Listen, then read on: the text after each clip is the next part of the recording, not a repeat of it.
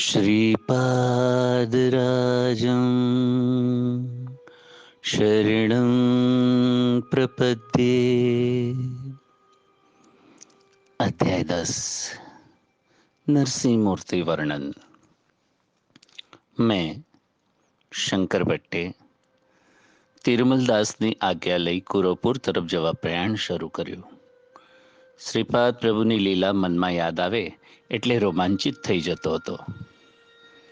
થોડે દૂર ગયા પછી મને રસ્તામાં એક અશ્વત્થ વૃક્ષ દેખાયું. હું ભૂખથી વ્યાકુળ થયો હતો. નજીકમાં બ્રાહ્મણનું ઘર હોય તો માધુકરી માંગી વિશ્રાંતિ લેવા માટે પવિત્ર વૃક્ષ છે એમ વિચાર કરતો કરતો ત્યાં ગયો. એ અશ્વત્થ નીચે કોઈ વિશ્રાંતિ લેતું હોય એમ મને જણાયું. નજીક જઈને જોયું તો તે મનુષ્યએ યજ્ઞોપવિત ધારણ કરેલું હતું. હું અશ્વત્થ પાસે ગયો ત્યારે તે વ્યક્તિએ મને આદર સાથે બેસવા માટે કહ્યું. તેના નયનો કરુણા રસથી ભરેલા હતા. તેની સામે એક જોડી હતી. તેમાં કોઈ પણ પ્રકારનો ખાદ્ય પદાર્થ ન હતો. તેમાં માત્ર એક તામ્રપાત્ર હતું. તે વ્યક્તિ નિરંતર શ્રીપાદ શ્રી વલ્લભના નામનું રટણ કરતી હતી. મેં તે વ્યક્તિને પૂછ્યું, મહાશય, તમે શ્રીપાદના દિવ્ય ચરણના આશ્રિત છો? તમે તે મહાપુરુષના દર્શન કર્યા છે? તે મનુષ્યએ પોતાની કહાણી કહેવા પ્રારંભ કર્યો. મારો જન્મ સદવૈશ્ય કુળમાં થયો હોય મને સુબૈયા શ્રેષ્ઠી તરીકે લોકો ઓળખે છે. અમારા વંશનું નામ ગ્રંથિ છે. અમારા વંશમાં સદગ્રંથોના પરાયણની પરંપરા છે. તે કારણથી વંશનું ગ્રંથિ એવું ઉપનામ પડ્યું. નાનપણમાં જ મને માતા પિતાનો વિયોગ થયો. મારું ઘર ધનથી સમૃદ્ધ છે. હું દેશાવર જઈ અનેક પ્રકારનો વેપાર કરું છું. વેપાર નિમિત્તે મારે કાંચીપુર જવા અનેક વખત યોગ આવ્યો. ત્યાં ચિંતામણી નામની એક વેશ્યાના પરિચયમાં આવ્યો. તેની પાછળ મેં ઘણું ધન વેડફ્યું. મલ્યાળ એટલે કે કેરળ એ દેશના પાલક્કાડ પ્રાંતમાંથી બિલ્વમંગળ નામનો એક બ્રાહ્મણ પણ વેપાર નિમિત્તે કાંચીપુરમ આવતો. તે સુગંધી દ્રવ્યો આરબ વેપારીઓને વેચી તેમની પાસેથી રત્નો અને ઘોડાઓ ખરીદતો. કોક વાર અમે બંને સાથે મળીને વેપાર કરતા.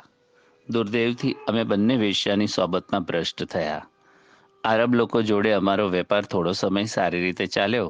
તે પછી આરબોએ વેપારમાં અમારી સાથે બેઈમાની કરી ઉચ્ચ પ્રકારના અશ્વો માટે પુષ્કળ દ્રવ્ય લઈને અમને હલકી જાતના અશ્વો પધરાવ્યા. આથી અમને વેપારમાં પુષ્કળ નુકસાન ગયું. રાજા મહારાજાઓ અમારી પાસેથી ઉચ્ચ જાતના ઘોડાઓ જ ખરીદતા. વેપારમાં મોટું નુકસાન જવાથી અમારી સંપત્તિ નષ્ટ થઈ. મારી પત્ની મનોવ્યથાથી મૃત્યુ પામી. મને એક મંદ બુદ્ધિનો પુત્ર તો તે પણ અકાળ મૃત્યુને શરણ થયો.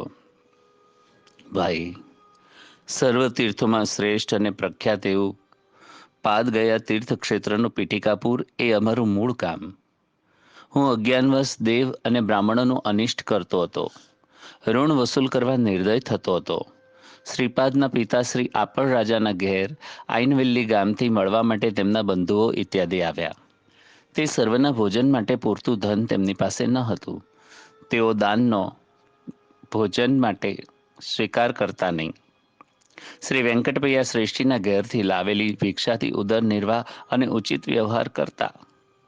શ્રી આપળ રાજા શ્રેષ્ઠીના કુલ પુરોહિત હોવાથી ભિક્ષાને બદલે ધનનો સ્વીકાર કરતા નહીં. એવા સંકટના સમયે શ્રી આપળ રાજા એક વરાહ નાણું જેટલી રકમનું સીધું અમારી દુકાનમાંથી ઉધાર લઈ ગયા. ભાઈઓએ ગામ છોડ્યા પછી રકમ ભરપાઈ કરવા મેં આપળ રાજાને બજાવ્યું હતું. આપળ રાજાએ તે સમયે કહ્યું હતું કે મારી પાસે અત્યારે એક કૌડી પણ નથી. મને જ્યારે ધન મળશે ત્યારે ઉધાર રકમ પાછી આપીશ.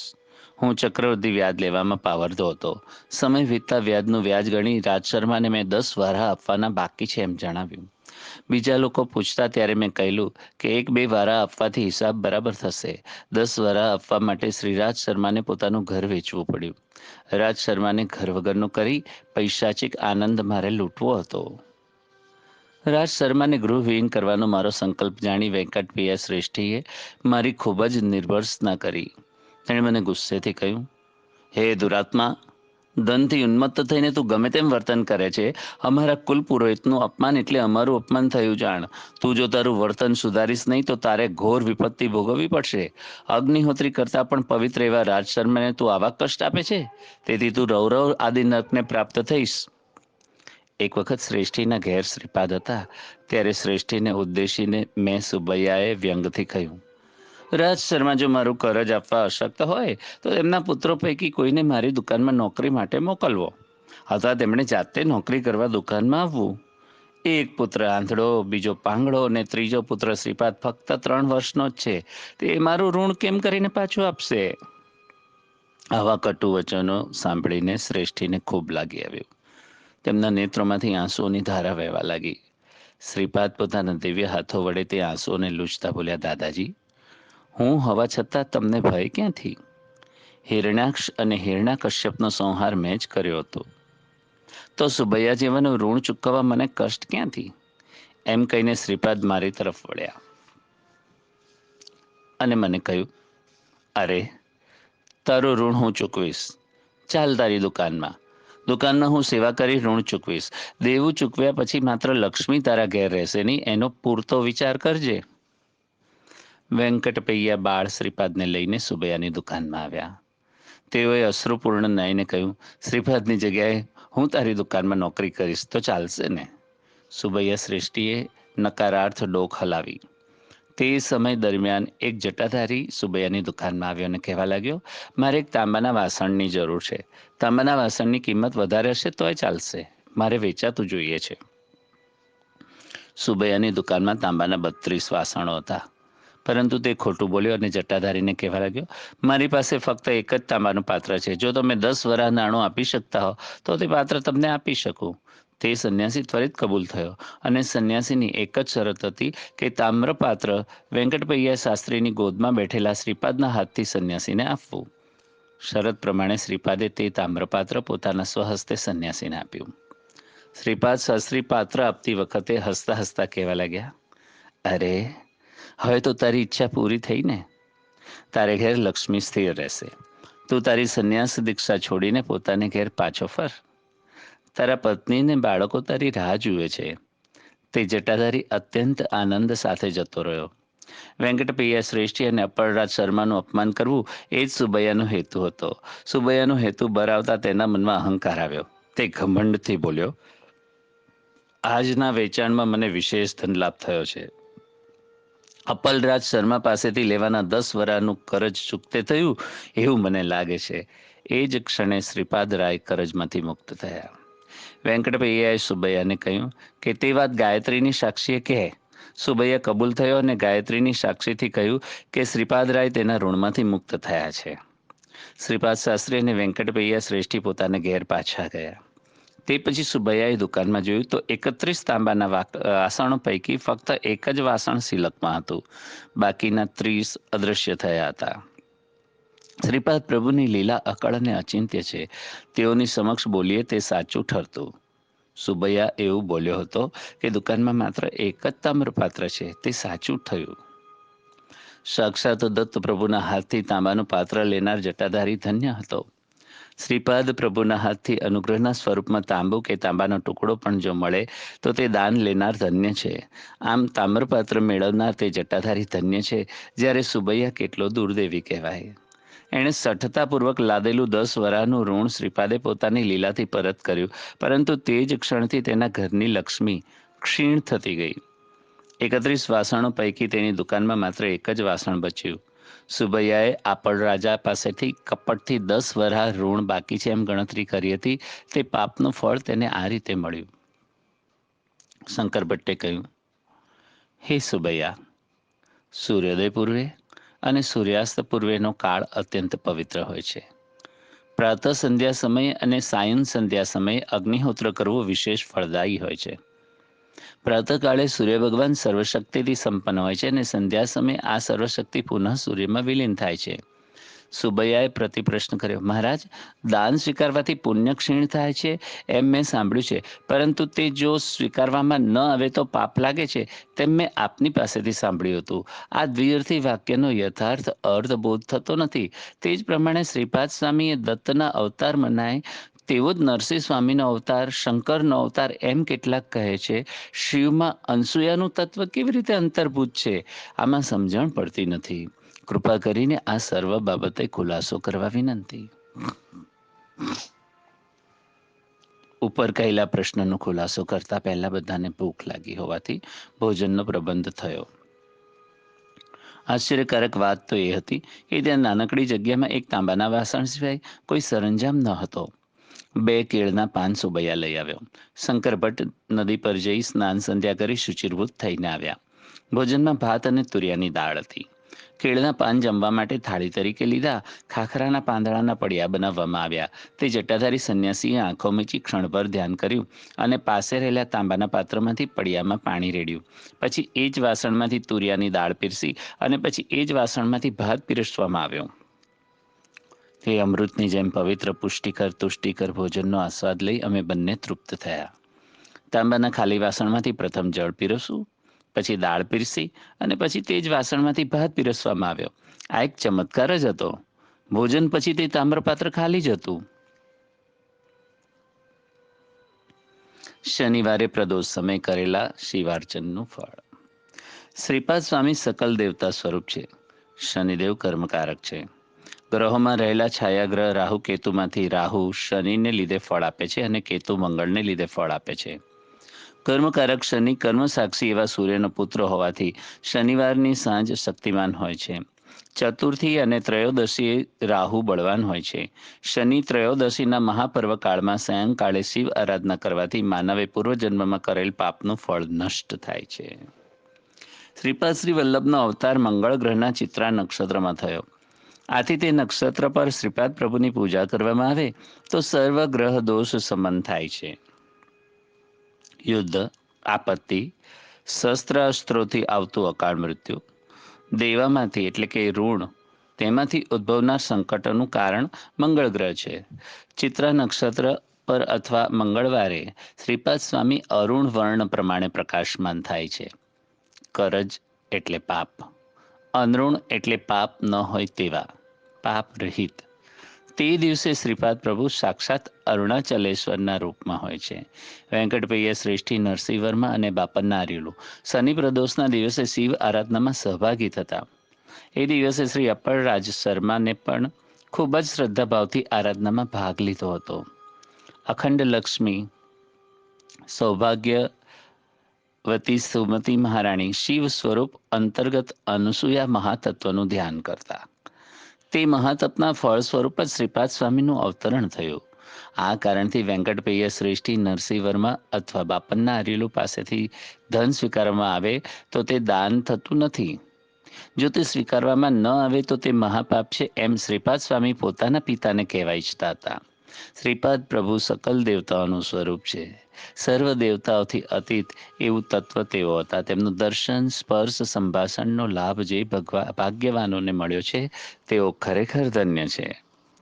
શ્રીપાદ પ્રભુની અસાધારણ લીલાથી તેમના પિતાને ઋણમુક્તિ અપાવી તે વાત પીઠિકાપુર ગામમાં દાવાનળ જેવી ચોમેર ફેલાઈ. 3 વર્ષના પુત્રે આપણ રાજાને ઋણમુક્ત કર્યા. તેની યાદ માત્રથી આપણ રાજાના નેત્રોમાંથી પુત્ર સ્નેહની અશ્રુધારાઓ વહેવા લાગી. મહારાણી સુમતી પોતાના પનોતા પુત્રને હૈયા સરસો ચાપીને કેટલોય સમય શૂન્ય મનસ્ક અવસ્થામાં રહી. તે સમયે તેમના ઘેર વેંકટપૈયા શ્રેષ્ઠી, નરસિંહ વર્મા, બાપન્ના આર્ય અને સુબૈયા શ્રેષ્ઠી આવેલા હતા. સુબૈયા શ્રેષ્ઠીએ બધા વડીલ માણસો સામે જાહેર કર્યું કે શ્રીરાજ શર્માનું દેવું સમાપ્ત થયું છે. આ સાંભળી શ્રીપાદ પ્રભુ બોલ્યા, પિતાને ઋણમાંથી મુક્ત કરવો તે પુત્રનો ધર્મ છે. કોઈ જટાધારી આવીને 10 વરા નાણું આપીને તાંબાનું વાસણ કેવી રીતે લઈ ગયો અને તેના લીધે ઋણમુક્તિ કેવી રીતે મળી તે વિશે રાજ શર્મા પૂછપરછ કરવા લાગ્યા. આ પ્રમાણે અનેક રસપૂર્વક ક્રિયા પ્રતિક્રિયાઓ થઈ. શ્રી બાપન્ના આર્યુલે શ્રીપાદને પૂછ્યું, તે જટાધારી સંન્યાસી કોણ હતો? તે વિશે જાણો છો? જવાબમાં શ્રીપાદ પ્રભુએ જણાવ્યું કે ફક્ત તે સંન્યાસી જ નહીં, તે સંન્યાસી નહીં, પરંતુ બધા જ સંન્યાસીઓને હું જાણું છું. બાપન્ના આર્યે શ્રીપાદને પૂછ્યું, તું 3 વર્ષનો બાળક છે, છતાંય વડીલ માણસની જેમ વક્તવ્ય આપે છે. બધાની માહિતી તને છે, તો તું શું સર્વજ્ઞ છે? શ્રીપાદે જવાબ આપ્યો, હું 3 વર્ષનો છું એવું તમને લાગે છે, પરંતુ મને તેવું લાગતું નથી. મારી ઉંમર અનેક લાખો વર્ષની છે. હું સૃષ્ટિ પૂર્વે પણ હતો, પ્રલય પછી પણ હોઈશ, સૃષ્ટિના નિર્માણ સમયે પણ હું હતો, અને મારા સિવાય સૃષ્ટિની ઉત્પત્તિ, સ્થિતિ અને લય થઈ શકતા જ નથી. હું સાક્ષીભૂત થઈને બધા જ વ્યવહારનું અવલોકન કરું છું. શ્રી બાપનના આર્યએ કહ્યું, શ્રીપાદ, નાના બાળકો કલ્પના કરે કે તેઓ ચંદ્રમંડળમાં છે. તેઓ માત્ર વિચાર કરવાથી ચંદ્રમંડળમાં બાળક હોય એ માની શકાય એમ નથી. પ્રત્યક્ષ અનુભવ હોવો જોઈએ. સર્વજ્ઞતા, સર્વવ્યાપકત્વ અને સર્વશક્તિમાન હોવું તે જગત નિયંતાનું લક્ષણ છે. શ્રીપાદે જવાબ આપતા કહ્યું, હું સર્વત્ર સ્થિત રહેનાર આદિ તત્વ છું. જે તે પ્રસંગ અનુસાર હું જે સ્થળે આવશ્યકતા અનુસાર પ્રગટ થાઉં છું. સાકાર રૂપમાં ન હોઉં તો પણ હું નથી એમ બનતું નથી. પ્રત્યેક જીવમાં હું અન્નમય કોષ, પ્રાણમય કોષ, મનોમય કોષ, વિજ્ઞાનમય કોષ અને આનંદમય કોષમાં સ્થિત હોઉં છું. મારા અસ્તિત્વને લીધે આ પંચકોષનું સર્વ કાર્ય થતું રહે છે. હું કોઈ વિશિષ્ટ કોષમાં સ્થિત છું એમ તમને અનુભૂતિ કરાવું તો જ તે કોષ મારામાં અસ્તિત્વનો તમને ખ્યાલ આવે. મેં તમને એવો અનુભવ ન કરાવ્યો એનો અર્થ એ નથી થતો કે હું તે કોષોમાં નથી. હું સર્વવ્યાપી છું. સર્વ પ્રકારનું જ્ઞાન, વિજ્ઞાન મારા ચરણે લીન છે. મારા કેવળ સંકલ્પને લીધે આ સર્વ સૃષ્ટિ નિર્માણ થઈ. હું સર્વશક્તિમાન છું. એમાં આશ્ચર્ય માનવાની જરૂર નથી. શ્રીપાદનું વક્તવ્ય સાંભળી શ્રી અપ્પલરાજ શર્માએ કહ્યું, બેટા, નાનપણથી જ તું અમારા માટે એક કોયડો છે. તું વારંવાર હું દત્ત ભગવાન, હું દત્ત ભગવાન એમ કહે છે. નૃસિંહ સરસ્વતી નામે ફરી અવતાર ધારણ કરીશ એમ પણ તું કહે છે. લોકો તો કાગડા જેવા છે. પીઠાપુરના બ્રાહ્મણો તો નરકના લોખંડી કાગડા કરતાં પણ ભયંકર છે. તેઓ તારું વક્તવ્ય સાંભળી તેને મન ચાંચલ્ય, બુદ્ધિ ભ્રષ્ટતા એમ કહે છે. આપણે બ્રાહ્મણ છીએ. આપણે વિધિયુક્ત ધર્માચરણ કરવું જોઈએ. એટલું જ ખરું. તદુપરાંત તેને દેવાંશી કે અવતારી પુરુષ ફક્ત અહંકારથી જ કહીએ છીએ એમ તેઓ માને છે. શ્રીપાદ પ્રભુએ શ્રી અપ્પલરાજને કહ્યું, તાત, આપ કહો છો તેની મને ખબર છે, પરંતુ સત્ય હકીકત પ્રગટ કરવી જોઈએ ને. પંચમહાભૂત દ્વારા સાક્ષ આપવામાં આવે અને હું દત્ત પ્રભુ નથી એમ કહું તો અસત્ય ભાષણનો દોષ નહીં લાગે? નભોમંડળના સૂર્યને તું સૂર્ય નથી એવું કહેવા માત્રથી તે સૂર્ય મટી જશે? સત્ય એ દેશ કે કાળ અબાધિત હોય છે. આપણા પીઠાપુરના બ્રાહ્મણો પોતે દેહધારી મનુષ્ય સમજી તે પ્રમાણે મનુષ્યત્વનો અનુભવ લે, તે જ પ્રકારે હું પણ સર્વજ્ઞ દત્ત, સર્વશક્તિમાન દત્ત અને સર્વ અંતર્યામી દત્ત છું. તે વારંવાર ડગલે ને પગલે તે લોકોને તેની અનુભૂતિ કરાવું છું. યુગ પછી યુગ આવશે ને જશે. અનેક જગત, સૃષ્ટિ, સ્થિતિ અને લય પામી શકે છે, પરંતુ સાક્ષાત દત્ત રહેનાર હું દત્ત નથી એમ કેવી રીતે થશે? તે પછી શ્રી બાપનનારાયણ બોલ્યા, બેટા શ્રીપાદ, જટાધારી દૂર ગયા પછી સુબૈયાની દુકાનના તાંબાના 31 વાસણો પૈકી એક જ વાસણ બચ્યું. તે કોઈ ચમત્કાર કરી એ વાસણોને અદૃશ્ય કર્યા? શ્રીપાદ પ્રભુએ જવાબ આપતા કહ્યું, સર્વ ઘટના કાળ અનુસાર, કર્મ અનુસાર કોઈ પણ કારણને લીધે ઘટે છે. કારણ સિવાય કોઈ કાર્ય થતું નથી. આ કુદરતનો ઉલ્લંઘન ન કરી શકાય તેવો નિયમ છે. સુબૈયાનો પૂર્વ ઇતિહાસ સાંભળો. સુબૈયા પૂર્વજન્મમાં જંગલ પ્રદેશમાં આવેલા દત્ત મંદિરના પૂજારી હતા. જંગલમાં દત્ત દર્શન તેઓ ભાગ્યે જ કરતા. તેમનામાં સ્ત્રી વાસના અત્યંત પ્રબળ હતી. સ્ત્રી લોલુપ પૂજારી દત્ત ભગવાનની પ્રાચીન પરંપરાગત મૂર્તિ જે તાંબામાંથી બનાવી હતી તેને વેચવાની ભાંજગડમાં હતો. એક દિવસ તેણે તે દત્તમૂર્તિ વેચી દીધી અને મેળવેલું ધન ખરાબ રસ્તે વાપર્યું. લોકોમાં તેણે વાત ફેલાવી કે મૂર્તિ ચોરાઈ ગઈ છે. જટાધારી સંન્યાસી પૂર્વજન્મમાં સંસારમાં ફસાયેલો સોની હતો. એણે ધનની આશાથી દત્તમૂર્તિને ઓગાળી નાખી. આથી તે આ જન્મમાં જન્મ દરિદ્રી તરીકે જન્મ્યો. દત્તમૂર્તિની અનેક વર્ષ પૂજા કરવાના પુણ્યને લીધે તે પૂજારીને શ્રીમંત એવા વણિક કુળમાં જન્મ મળ્યો. આ બંનેએ તે તાંબાને ઓગાળી તેના 32 વાસણો બનાવી વેચ્યા હતા. તે સોનીને ઘેર નરસિંહ દેવતાની ઉપાસના ચાલુ હતી. તે નરસિંહ દેવતાની મૂર્તિ સામે તેણે દત્ત મૂર્તિને ઓગાળી હતી. દૈવના સંકલ્પ પ્રમાણે નૃસિંહના 32 અવતારના અંશોએ તે તામ્ર વાસણોમાં પ્રવેશ કર્યો હતો. આ જન્મમાં પૂર્વજન્મનું જ્ઞાન લઈને તે સોનીએ મારી અનન્ય ભક્તિથી સેવા કરી હતી. એનું દારિદ્ર્ય દૂર કરવા માટે તેણે મનઃપૂર્વક મારી પ્રાર્થના કરી.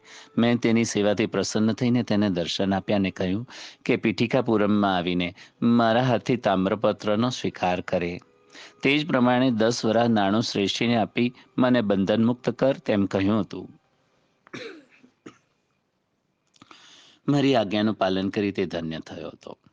તેની આર્થિક મુશ્કેલી દૂર થશે તેમ મેં તેને આશીર્વાદ આપ્યા હતા. તેણે લેણદારોના ત્રાસમાંથી બચવા માટે જટાધારી સંન્યાસીનો વેશ ધારણ કર્યો હતો. મને જટાધારી વિશે સર્વ માહિતી છે ને. આ સુબૈયા શ્રેષ્ઠી અમારા કુટુંબ પાસેથી અસત્ય બોલીને 10 વરા નાણું વસૂલ કરનાર હતો.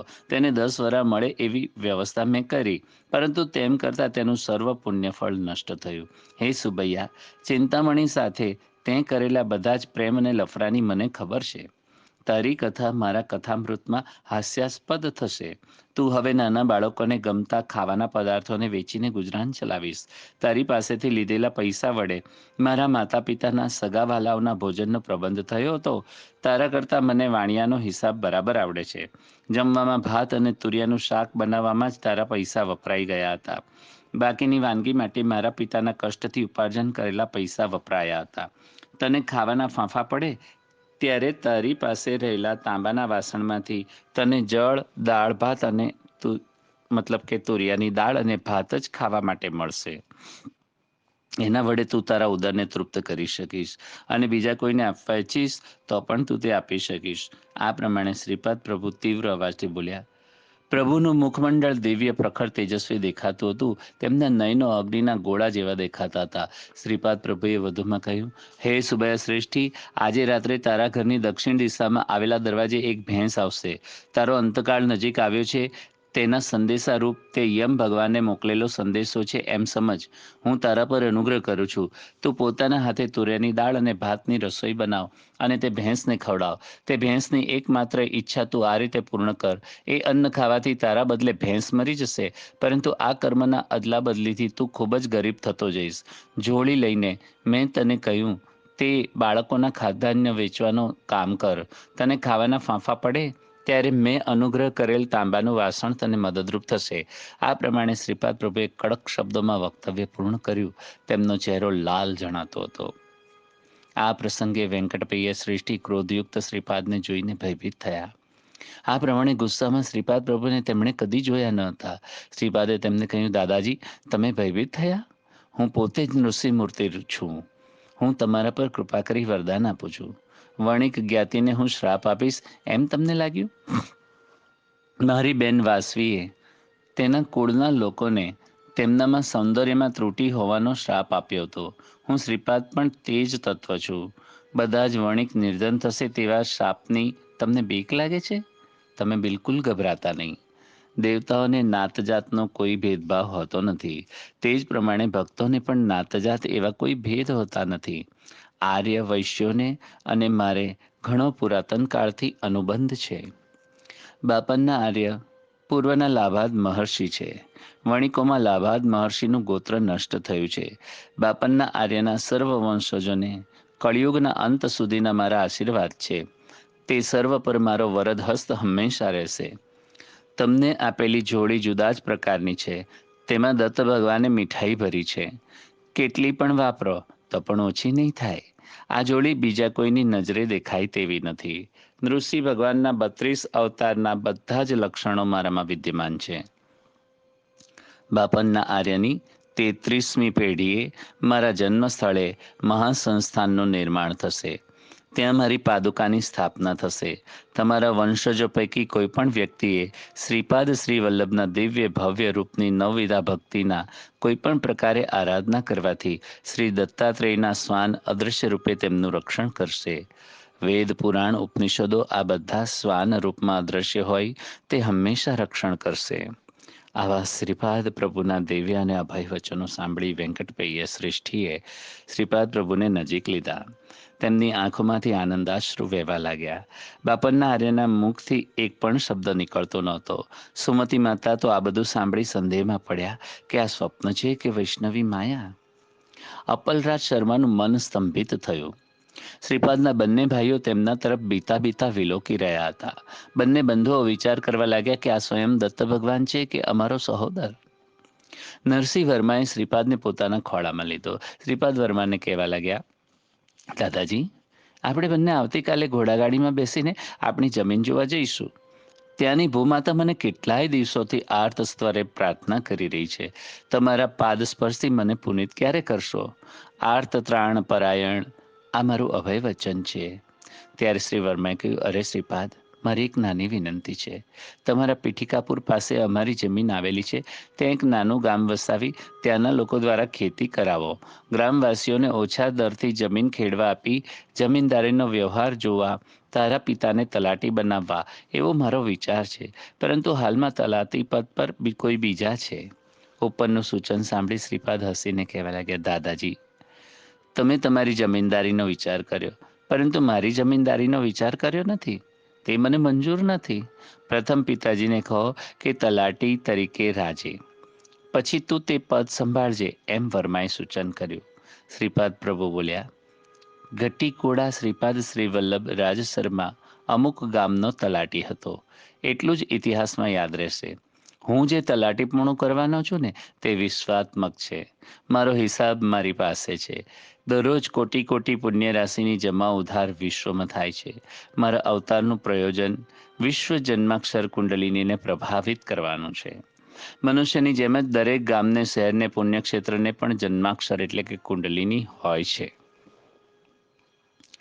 સાંદ્ર સિંધુ વેદનું જ્ઞાન જેને છે તેને જ આ બધી ખબર પડે છે.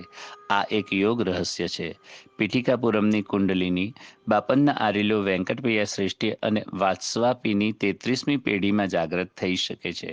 અત્યારે શું ઉતાવળ છે? દૈવવશ તમને મળેલા આ મહાપુણ્યકાળની પ્રત્યેક ક્ષણનો સદુપયોગ કરી લેવો. શ્રીપાદ પ્રભુના આ વક્તવ્ય પછી નરસિંહ વર્માએ પ્રભુ કાયમના પીઠિકાપુર રહે તે માટે પ્રયત્ન કર્યો હતો. શ્રીપાદ પ્રભુનો વૈભવ. મારામાં, શંકર ભટ્ટમાં, અજ્ઞાન ઠસોઠસ ભરેલું છે. શ્રીપાદ શ્રી વલ્લભ, હું પોતે જ શ્રી કૃષ્ણ છું એમ બોલતા તે સમયે સામાન્ય લોકોને તે હાસ્યાસ્પદ લાગતું. તે સમયે મેં અજ્ઞાનવશ પ્રશ્ન કર્યો, શ્રીપાદ, તું પોતાને શ્રી કૃષ્ણ કેવડાવે છે તો અષ્ટભાર્યા અને 16 સહસ્ત્ર ગોપિકા પણ આ અવતારમાં છે? આ સાંભળીને શ્રીપાદ પ્રભુ મંદ હાસ્ય કરીને બોલ્યા, મારી અષ્ટવિધ 8 પ્રકારની પ્રકૃતિ જ મારી અષ્ટભાર્યા છે. અમારા શરીરમાંથી 10 દિશાઓમાં શક્તિ સ્વરૂપ થનાર સ્પંદનો દરેક ક્ષણે પ્રવર્તિત થાય છે. આ પ્રમાણે પ્રત્યેક ક્ષણે પ્રત્યેક કળામાંથી મન અને આત્મતત્વમાંથી 1000 સ્પંદનો 10 × 10 × 10 બરાબર 1000 પ્રવર્તિત થાય છે. આ પ્રકારે 16 કળામાંથી કુલ 16,000 સ્પંદનો પ્રવર્તિત થાય છે. આજ મારી 16,000 ગોપિકાઓ છે. પૂર્વ અવતારમાં તે સર્વ કળા માનવ રૂપમાં આવિર્ભૂત થઈ હતી. આ અવતારમાં આ બધી જ નિરાકાર રૂપમાં સ્પંદનશીલ છે. વિવિધ દેવતાઓ દ્વારા મારી પૂજા આરાધના કરવામાં કોઈ પણ ભૂલ નથી. તે જ મારી આરાધના છે. મારામાં સ્થિત શિવ સ્વરૂપ, વિષ્ણુ રૂપ અને બ્રહ્મ સ્વરૂપની આરાધના કરી શકાય. આ પ્રમાણે વિવિધ દેવતાઓના સ્વરૂપની આરાધના કરી શકાય. જુદી જુદી સાધના પદ્ધતિઓ સાધકની વિવિધ સાધના અવસ્થા, કાળ, કર્મ, કારણ આ અનેક જીવોની અવસ્થાઓ પર પ્રભાવ પાડે છે. નરસિંહના 33 સ્વરૂપો. નરસિંહ રાજવર્માને તે રાત્રે નૃસિંહે 33 સ્વરૂપમાં દર્શન આપ્યા. તે રૂપો આ પ્રમાણે હતા: 1. કુંદપાદ, 2. કોપ, 3. દિવ્ય, 4. બ્રહ્માંડ, 5. સમુદ્ર, 6. વિશ્વરૂપ, 7. વીર, 8. રૌદ્ર, 9. ક્રૂર, 10. બીભત્સ, 11. ધૂમ્ર, 12. વહંભ્રી, 13. વ્યાઘ્ર નરસિંહ મૂર્તિ, 14. બિડાલ નરસિંહ મૂર્તિ, 15. ભીમ, 16. પાતાળ, 17. આકાશ, 18. વક્ર, 19. ચક્ર, 20. શંખ, 21. સત્વ, 22. અદ્ભુત, 23. વેગ, 24. વિદારણ 25, યોગાનંદ 26, લક્ષ્મી 27, ભદ્ર 28, રાજ 29, વલ્લભ 30, તે પછીનું 30મું સ્વરૂપ. તેણે શ્રીપાદ શ્રી વલ્લભને જોયા. 31માં રૂપમાં નૃષિ સરસ્વતી અને 32માં શ્રીનિવાસનો વૃત્તાંત. કન્યા માસમાં શ્રાવણ નક્ષત્ર પર 12ના દિવસે સોમવારે સિદ્ધ યોગ પર શ્રી વેંકટેશ અર્ચનીય રૂપમાં પ્રગટ થયા. વૈશાખ સુદ સાતમના દિવસે વિલંબી નામ સંવત્સરમાં તેમણે કુબેર પાસેથી ધન ઉધાર લીધું અને ઋણપત્ર લખી આપ્યું. શ્રી પદ્માવતી દેવીએ મૃગશિરા નક્ષત્ર પર જન્મ લીધો. શ્રીનિવાસ શ્રવણ નક્ષત્રમાં અવતર્યા. વૈશાખ સુદ દસમના દિવસે ઉત્તરા ફાલ્ગુની નક્ષત્ર પર શ્રીનિવાસનો પદ્માવતી સાથે વિવાહ સંપન્ન થયો. શ્રીનિવાસ પ્રભુ પણ ભારદ્વાજ ગોત્રમાં અવતર્યા. પાંડવોના વંશમાં સુધન્વાને નાગકન્યા દ્વારા થયેલ પુત્ર આકાશ મહારાજ, તેનો ભાઈ તોંડમાન વસુધાનું એ આકાશ મહારાજનો પુત્ર. શ્રીનિવાસ પ્રભુએ અગસ્સી મહર્ષિની સલાહ અનુસાર અડધું રાજ્ય તોંડમાનને આપ્યું અને અડધું રાજ્ય વસુધાનુને સંકીર્તન કર્યું. બીજા દિવસે શ્રીપાદની આશ્ચર્યકારક લીલાનું વર્ણન કરવાનું આશ્વાસન આપી સુબૈયા શ્રેષ્ઠી નજીક રહેલી કુટીરમાં શંકર ભટ્ટને લઈ ગયા. તે કુટીરમાં તાડપત્રની 2 ચટાઈ સાદડી હતી. 4 કૂતરાઓ તે કુટીરનું રક્ષણ કરતા હતા. શ્રીપાદના સ્મરણથી પ્રાપ્ત થનાર ફળ. શ્રીપાદ પ્રભુની હૃદયંગમ લીલાના કેવળ સ્મરણ માત્રથી અનેક જન્મથી ભેગો થયેલો પાપ રાશિ ભસ્મ થઈ જાય છે. શ્રીપાદ શ્રી વલ્લભનો જય જયકાર હજો. શ્રીપાદ શ્રી વલ્લભનો જય જયકાર હજો. શ્રીપાદ શ્રી વલ્લભનો જય જયકાર હજો.